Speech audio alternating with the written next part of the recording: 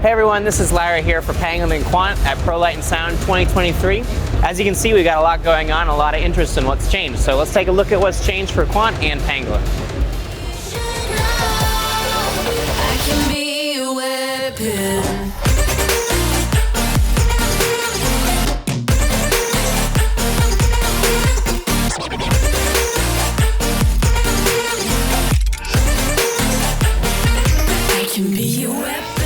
So the main news with the projectors is that basically there's a new green and a new blue diode on the market. The blue is a 455 nanometer that's at 5 watts, which is ridiculous. And there's a new green, which is a 525 at 1.25 watts. So a lot of the projectors in the lineup have increased in power, and these diodes are just as reliable from the same manufacturer.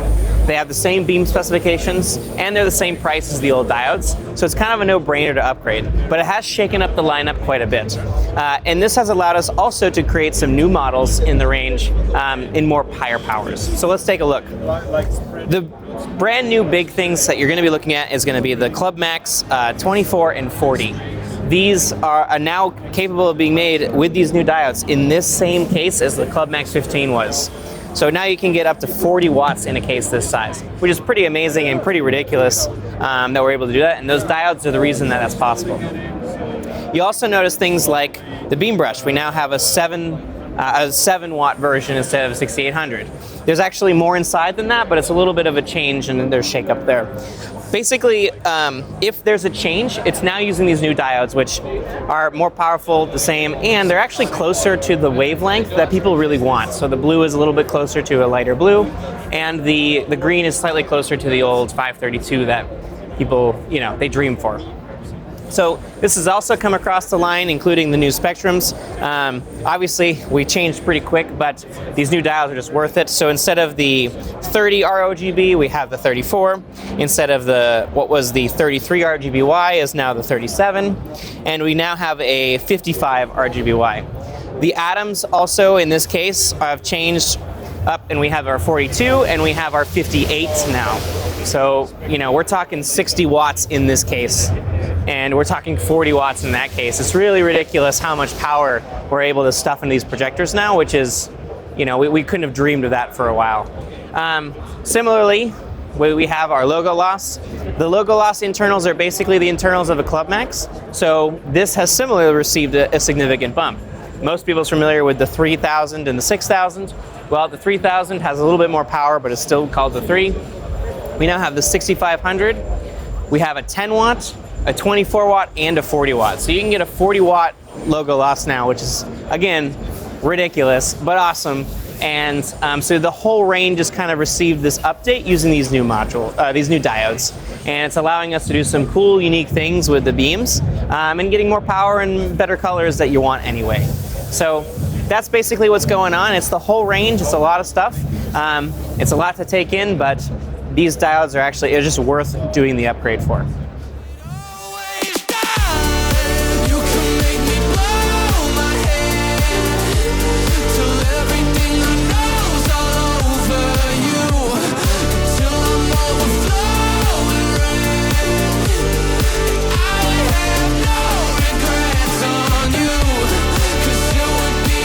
Now that we've talked about projectors, let's talk about Beyond. So the next version of Beyond is going to be 5.2. It's currently in its final testing stages, and we expect it to be out soon, but we don't want to promise anything. We could find bugs. So it's not ready yet, but it's coming very soon. There's 3 really big things in this new feature that are really user-focused, and I think you're going to like. So the first one, if you come on in, we've had channels before, so this is how you can use external inputs to control other things, but we've added something new called color channels. Color channels are basically channels, but they're for color data. So instead of using, for like effects, if we wanted to, we could do a color type, and then what I can do is I can assign these keys to be with color channels.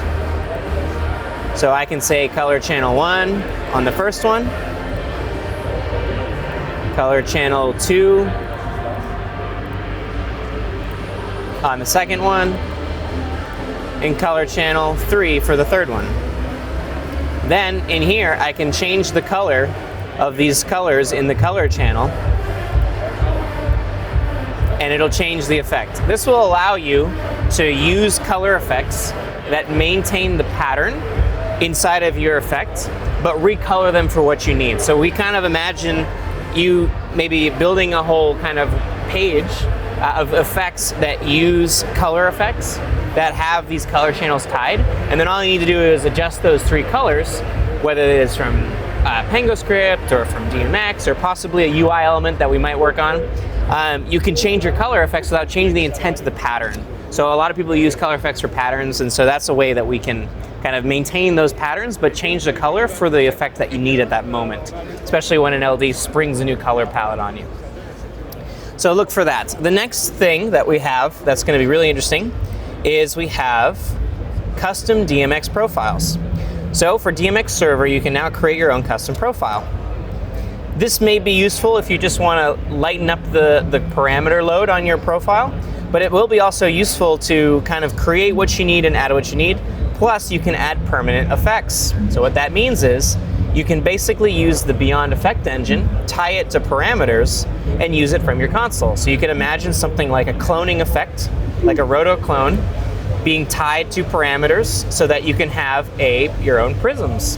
Or you could do something like window clip for basically for shutters or for basically framing shutters. So there's a lot of things that you could come up with by using the Beyond Effect Engine, including color effects and all these sorts of things, and add them as permanent effects within your profile so that you can add whatever you really can imagine to your profile built in. And the third and final thing, which I don't have here to show you, but is our Blender plugin is done and it is ready, and in the next install file for 5.2, the version will be out and ready. So you can expect that to come. And the best part, since Blender is free to use for anybody, we've included it in Essentials so that any user of Beyond can access this tool, which is great because now we have a 3D plugin for Essentials, Advanced, and Ultimate. So that kind of closes it off, and we have a bunch of 3D plugins for everybody. There's a few other extra little features. If you go to the wiki right now and you go to the latest features page of Beyond, you'll see that all of these things have already been documented and prepared with some minor edits pending. And you can see the other smaller things that have been added. So give that a check that out, and expect this to come out. You know, my guess is probably about a month, but it all depends on testing, and we're actually running it for the show here. So that will help identify if this is show production ready. Began, light has remained unchanged.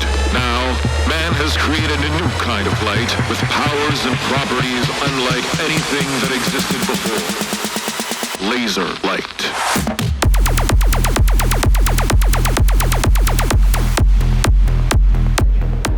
Well, we hope you made it out to the show here in Frankfurt this year. It's okay if you didn't, because you watched this video. The show is also available online to watch if you'd like, and we hope you can make it here next year in person.